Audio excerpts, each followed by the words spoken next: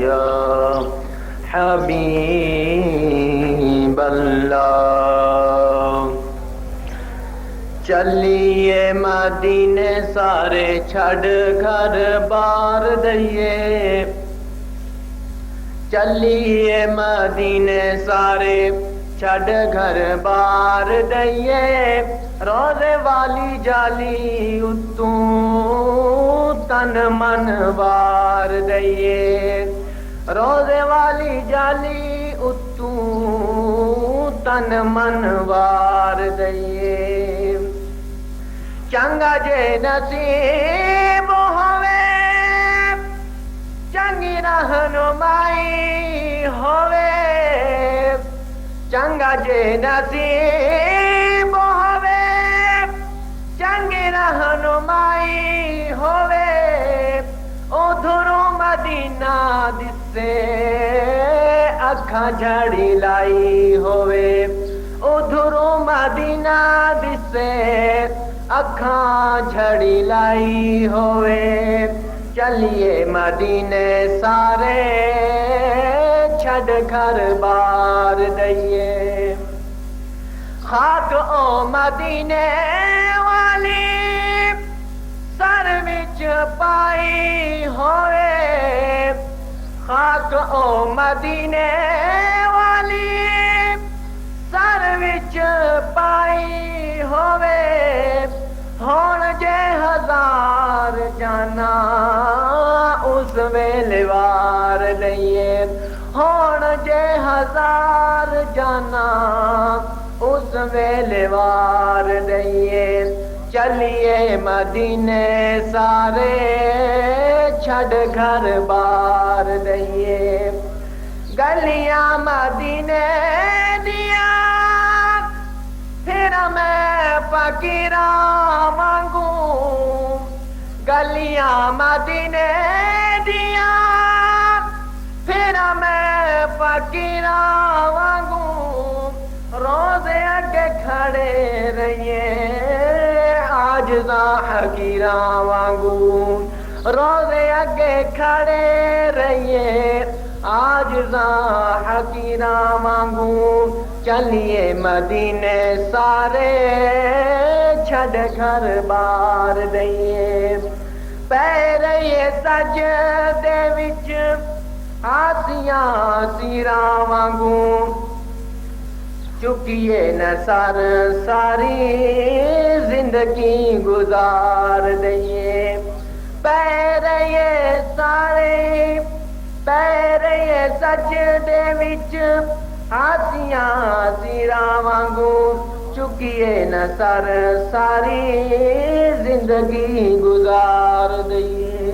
چلیے مدینے سارے چھڑ گھر بار دئیے،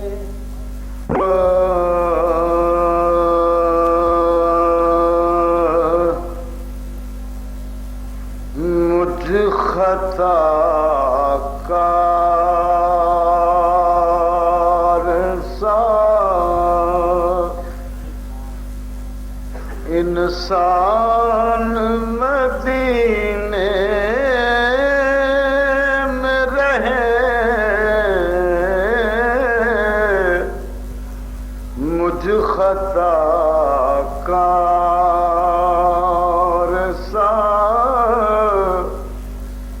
کہاں میں کہاں یہ قسمت تیرے در پہ کھینچ لائی، کبھی خود کو دیکھتا ہوں کبھی تجھ کو دیکھتا ہوں کہ مجھ خطا کار سا انسان مدینے میں رہے،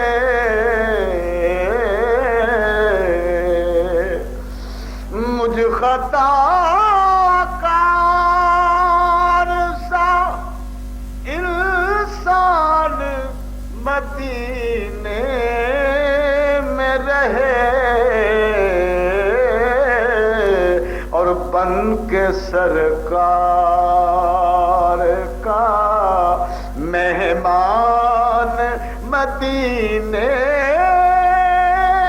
میں رہے بن کے سرکار کا مہمان مدینے میں رہے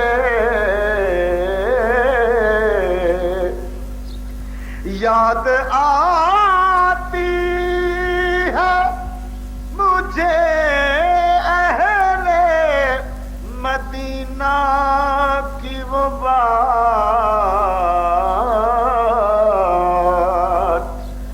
یاد آتی ہے کوئی روتا ہے تو بھر آتی ہے آنکھیں میری کوئی روتا ہے تو بھر آتی ہے آنکھیں میری میں سمجھتا ہوں مدینہ سے یاد آتا ہے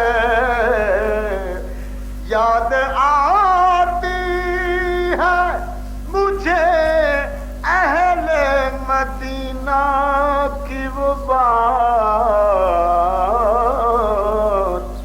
کہ زندہ رہنا ہے تو انسان مدینے میں رہے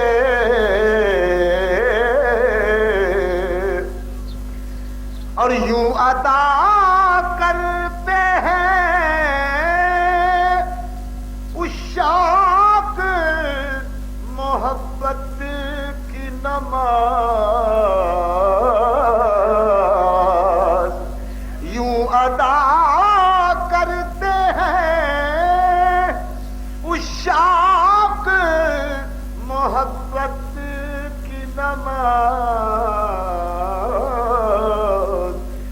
کہ سجدہ کعبے میں ہو اور دھیان مدینے میں رہے سجدہ کعبے میں ہو اور دھیان مدینے میں رہے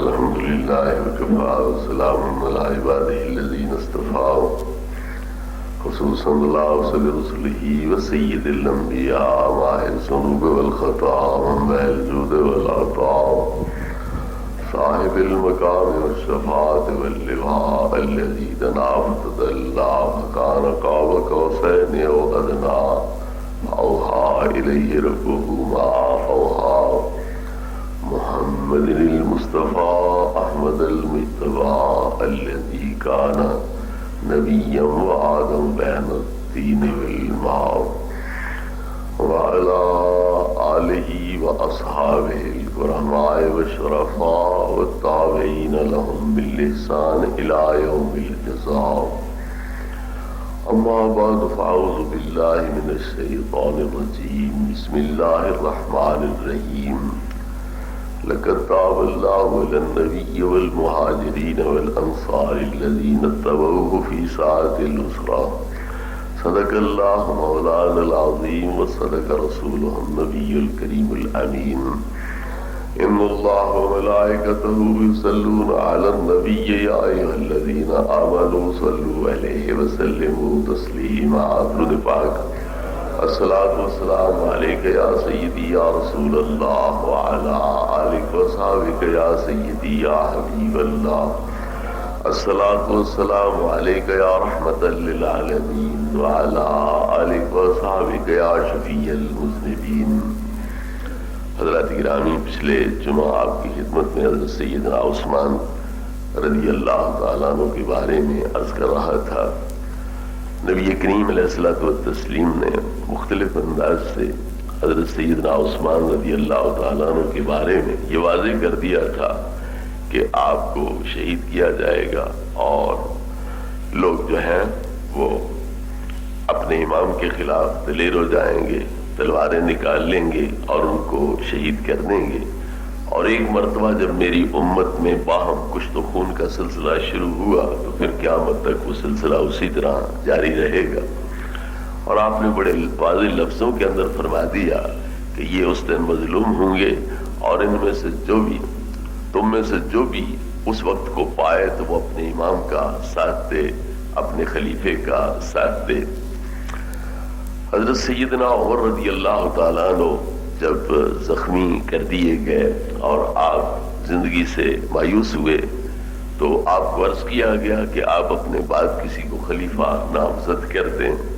تو آپ نے فرمایا زندگی میں بھی تمہارے بوجھ میں اٹھاؤں اور وفات کے بعد بھی تمہارا بوجھ میں اٹھاؤں، میں کسی کو نامزد نہیں کرتا. جب آپ کو مجبور کیا گیا تو 6 حضرات جو اشرا مبشرہ میں سے تھے، جن کے بارے میں نبی کریم علیہ الصلوۃ والتسلیم نے نام لے کر جنت کی بشارت دی تھی، ان کو آپ نے بطور ایک مشاورتی کمیٹی کے نامزد کر دیا اور ساتھ یہ حکم دیا کہ ان میں سے اکثریت جس کو چن لے، سارے متفق ہو جائے یا اکثریت جس پہ متفق ہو جائے اس کو تم اپنا خلیفہ بنا لینا، کیونکہ یہ وہ لوگ ہیں جن کو نبی کریم علیہ الصلوۃ والتسلیم نے جنت کی بشارت دی ہے. اگرچہ آپ کے قریبی رشتہ دار حضرت سعید ابن زید موجود تھے اور وہ بھی ان لوگوں میں سے تھے جن کو سرکار نے جنت کی بشارت دی تھی، لیکن اپنی رشتہ داری کی وجہ سے آپ نے انہیں اس کمیٹی میں شامل نہیں کیا. پھر آپ کے صاحبزادے حضرت عبداللہ ابن عمر رضی اللہ عنہ موجود ہیں جو انتہائی متقی پرہیزگار اور لوگوں کی نظروں کا گویا تارا ہے، آنکھوں کا تارا ہے. لیکن حضرت عمر رضی اللہ عنہ نے فرمایا کہ یہ مشورے میں شامل ہو سکتے ہیں، خلیفے نہیں بن سکتے.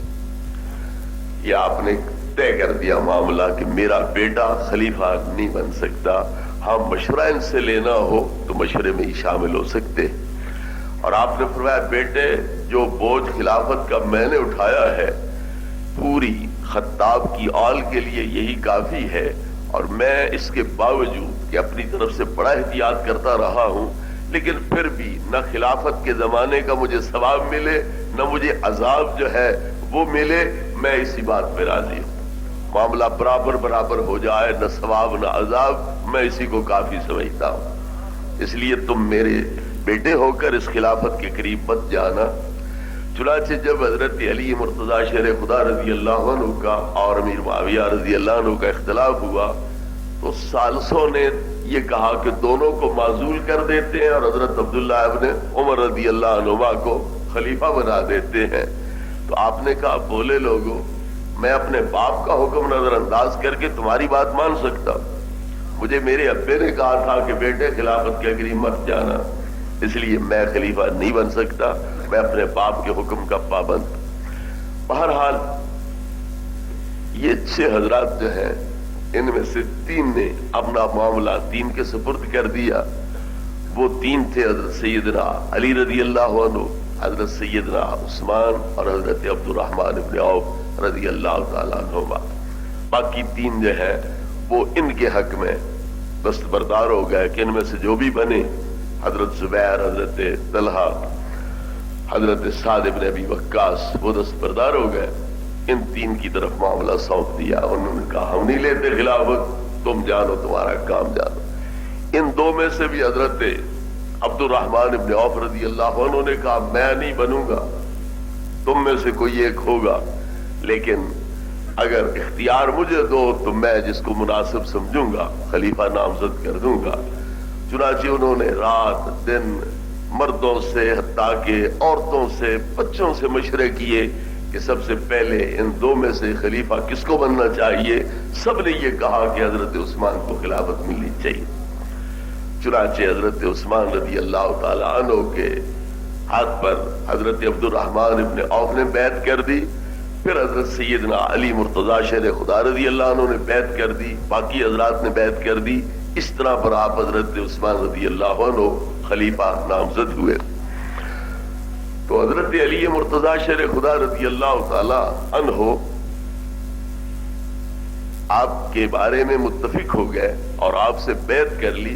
اس سے یہ بات ذرا ذہن نشین ہو جانی چاہیے کہ حضرت عمر رضی اللہ عنہ کی مقرر کردہ شورا میں بھی شامل ہوئے، ان کے فیصلے کو بھی تسلیم کر لیا، تو پتا چلا جن کو حضرت عمر رضی اللہ عنہ کی مقرر کردہ شورا پر اعتراض نہیں ہے، انہیں حضرت عمر کی خلافت پر اعتراض کیسے ہوگا؟ اور حضرت عمر کو خلیفہ نامزد کیا حضرت صدیق نے، جب حضرت عمر کے ساتھ آپ کو اختلاف نہیں تو حضرت صدیق کے ساتھ اختلاف کیسے ہوگا؟ حضرت علی رضی اللہ تعالیٰ عنہ حضرت صدیق سے متفق رہے، حضرت عمر سے متفق رہے، حضرت عثمان رضی اللہ تعالیٰ عنہ سے متفق رہے۔ جس وقت حضرت عثمان رضی اللہ عنہ کی شہادت کا دن آیا، حسنین کریمین رضی اللہ عنہما حضرت عثمان کے گھر پہ پہرا دے رہے تھے اور حضرت علی رضی اللہ تعالیٰ عنہ باغیوں کو روکے ہوئے تھے، ان کی جمعیت جو ہے اس کا توڑ کر رہے تھے، وہ ادھر مصروف مشغول تھے۔ تو جو علی مرتضیٰ شیر خدا رضی اللہ عنہ آخر دم تک آپ کا دفاع کرتے رہے ہیں، انہیں حضرت عثمان کی ذات پر اعتراض کیا ہو سکتا ہے؟ یہ لوگ جو آپ کے خلاف بلوائی بن کر، باغی بن کر آپ کا محاصرہ کرنے والے تھے، یہ مصر سے آئے تھے، کوفے سے آئے تھے، بصرے سے آئے تھے، اور نام حج کا کر کے آئے تھے، اور اصل پلیتی اندر یہ تھی کہ ہم جا کے محاصرہ کریں گے اور حج کے اجتماع سے فائدہ اٹھاتے ہوئے خلیفے کو ختم کر دیں گے۔ 18 ذوالحج کو، اب 13 تک تو حاجی لوگ وہاں کنکریاں مارتے رہتے ہیں، آخری دن جو ہے کنکریوں کا وہ 13 ہے، 13 تک تو مکے میں ہے۔ اب 13 کے بعد وہاں سے چلیں بھی صحیح تو 14-15 دن ان کو مدینہ پاک تک پہنچنے لگ جاتے۔ ایسی صورت میں ان لوگوں نے دیکھا کہ اب حاجی آ جائیں گے، ہمارا مقصد پورا نہیں ہوگا، تو لہذا انہوں نے حضرت عثمان رضی اللہ تعالیٰ عنہ کے خلاف یہ کارروائی کر دی کہ آپ کے اندر گھر گھس کے قرآن پڑھتے ہوئے آپ کو شہید کر دیا گیا۔ تو اسلام کے اندر یہ ایک ایسا حادثہ ہے جو تصور بھی نہیں کیا جا سکتا تھا کہ اتنا قدم بھی کوئی اٹھا سکتا ہے۔ عام طور پر یہ سوال اٹھایا جا سکتا ہے کہ حضرت علی، حضرت طلحہ، حضرت زبیر اور اس قسم کے بڑے اکابر اور بہادر صحابہ کرام موجود ہیں، ان کے ہوتے ہوئے یہ کیسے حادثہ رونما ہو گیا؟ لیکن اصل بات یہ ہے کہ وہ حضرات یہ سوچ ہی نہیں سکتے تھے کہ کوئی حضرت عثمان کو شہید بھی کر سکتا۔ ان کا یہ تھا کہ ان کے مطالبات ہے کچھ خلیفے سے، تو خلیفہ جانے اور وہ جانے، آپس میں معاملہ طے ہو جائے گا، جہاں ہماری ضرورت پڑے گی ہمیں بلا لیا جائے گا صلاح مشورے کے لیے۔ تو یہ تصور بھی نہیں ہو سکتا تھا کہ اسلام کے اندر عوام جو ہے اور رعیت کے لوگ وہ اپنے بادشاہ کو اور خلیفے کو اور نائب رسول کو اور نائب خدا کو اس طرح بے دردی کے ساتھ اور ظلم اور زیادتی کے ساتھ شہید کر ڈالیں۔ حتیٰ کہ حضرت علی رضی اللہ تعالیٰ عنہ کا دماغ چکرا گیا کہ یہ ہو کیا گیا ہے، بلا وجہ وقت کے خلیفے کو شہید کر دیا گیا۔ حضرت سیدنا عثمان رضی اللہ تعالیٰ عنہ نے معاشرے میں تھے تو فرمایا تم مجھے قتل کیوں کرتے ہو؟ میں نے اسلام تو اسلام رہا، جاہلیت کے دور میں بھی کبھی زنا نہیں کیا، یا زانی شادی شدہ زانی ہو اسے سنسار کیا جاتا ہے، وہ وجہ بھی میرے قتل کی نہیں ہو سکتی۔ میں جب سے نبی پاک کے ہاتھ پر مسلمان ہوا ہوں میں مرتد بھی نہیں ہوا، مرتد قتل کیا جا سکتا ہے۔ میں نے کسی کو قتل بھی نہیں کیا کہ اس کے بدلے میں تم مجھے قتل کرو، تو قتل کرنے کی 3 صورتیں ہیں، 3 میں سے کوئی بھی مجھ میں موجود نہیں، تم میرے قتل کی در پہ کیوں ہو، میرے خون کے پیاسے کیوں بن گئے؟ یہ بات تصور سے بالاتر تھی، اور کوئی صحابی یہ سوچ ہی نہیں سکتا تھا کہ اتنی دور تک یہ لوگ جا سکتے تھے، مگر انہوں نے اپنا مقصد یہی بنایا ہوا تھا کہ اسلام میں فتنہ پیدا کریں، انہیں آپس میں لڑائیں اور ان کا سلسلہ فتوحات کا ختم ہو جائے۔ اصل پروگرام یہ تھا، کیونکہ حضرت عثمان رضی اللہ تعالیٰ عنہ کے دور خلافت میں فتوحات کا سلسلہ اسی طرح جاری تھا، تو حضرت عثمان کے شہید کرنے، حضرت عمر کے شہید کرنے کا جو پروگرام بنا تھا اس میں اصل مدعا یہ تھا کہ اس بندے کی وجہ سے ساری فتوحات ہیں، اسے ختم کر دو تو سلسلہ فتوحات ختم ہو جائے گا۔ لیکن حضرت عمر رضی اللہ تعالیٰ عنہ کی شہادت کے باوجود جب یہ سلسلہ اسی طرح جاری رہا، حتیٰ کہ افریقہ فتح ہو گیا، قبرستان کا دور دراز کا علاقہ وہ فتح ہو گیا، اور ادھر ہندوستان کی طرف فوجیں جو ہیں مسلمانوں کی وہ آ گئی. تو انہوں نے سوچا کہ یہ سلسلہ تو اسی طرح قائم رہے گا جب تک انہیں آپس میں نہیں لڑایا جاتا. اس لیے مسلمانوں کے اندر فرقہ بندی کے لیے، تفرقہ اندازی کے لیے سازشوں کا ایک جال پھیلا دیا گیا. یہ سازشیں کرنے والے کون تھے؟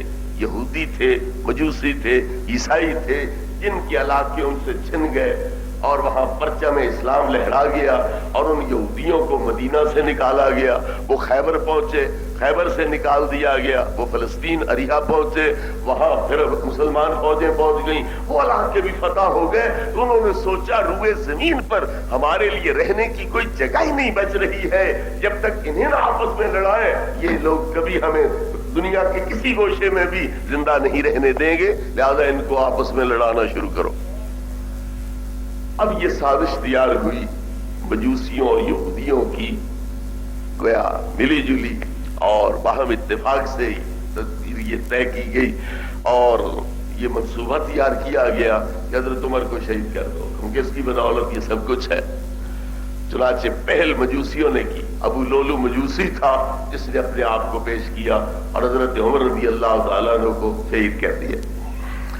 اب جو بنیاد ہے شہید کرنے کی وہ ذرا دیکھیں کیا ہے. اس نے کہا کہ میرے اوپر جو ٹیکس لگایا ہے میرے مالک مغیرہ بن شعبہ نے وہ زیادہ ہے، میرا ٹیکس کم کراؤ. کیا ٹیکس ہے؟ یہ ٹیکس ہے. اچھا تو کرتا کیا ہے؟ میں یہ کام بھی کر لیتا ہوں، یہ بھی کر لیتا ہوں. یہ بھی بہت بڑا فنکار تھا.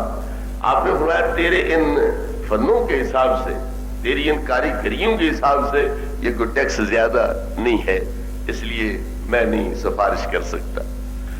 پھر آپ نے کہا کہ مجھے ایک چکی بنا کے دے. اس نے کہا میں چکی بنا دوں گا، اور ایسی چکی بنا دوں گا کہ پوری دنیا میں اس کی آواز سنائی دے گی. آپ نے فرمایا یہ مجھے قتل کی دھمکی دے گیا ہے، یہ مجھے شہید کرنا چاہتا ہے.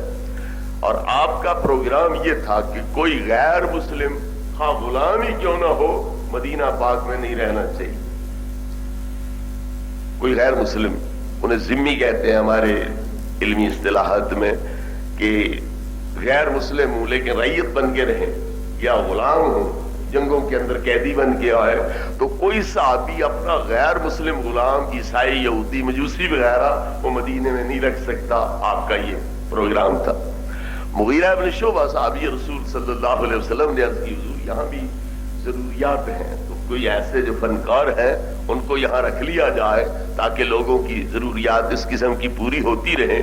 آپ نے فرمایا میں تو اس میں بہتری نہیں سمجھتا، لیکن تم خواہ مصر ہو تو چلو میں اجازت دے دیتا ہوں.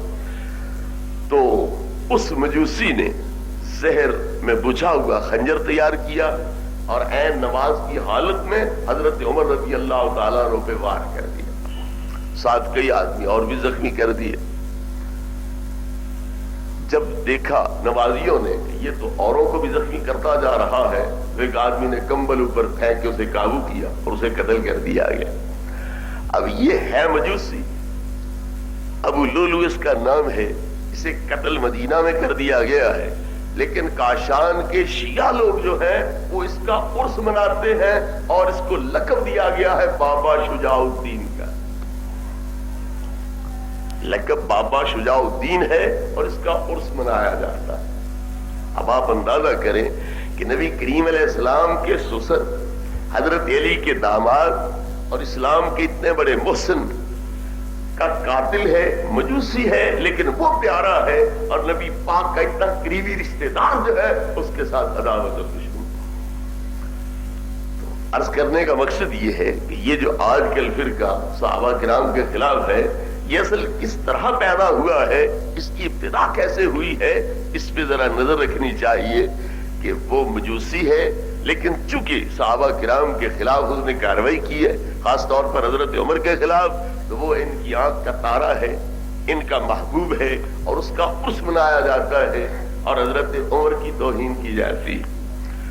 آپ کا آٹے سے پتلا بناتے ہیں، اس کے پیٹ میں شیرہ بھرتے ہیں، سارا دن ڈھول بجتا ہے، رقص ہوتا ہے، اور شام کے قریب اس پتلے کا پیٹ چاک کرتے ہیں، اس سے وہ شیرہ نکلتا ہے تو اسے چاٹتے ہیں، تاثر یہ دیتے ہیں کہ ہم عمر کا خون پی رہے ہیں۔ یہ صورتحال پیدا ہوئی تو کس کی طرف سے؟ یہ مجوسیوں کی مہربانی سے یہ صورتحال پیدا ہوئی۔ تو بہرحال حضرت عمر رضی اللہ تعالیٰ عنہ کے شہید کرنے میں مجوسیوں نے حصہ لیا۔ اب باری یہودیوں کی آ گئی کہ عثمان کے خلاف کارروائی کے لیے تم پیش قدمی کرو، تم کوئی چال چلو۔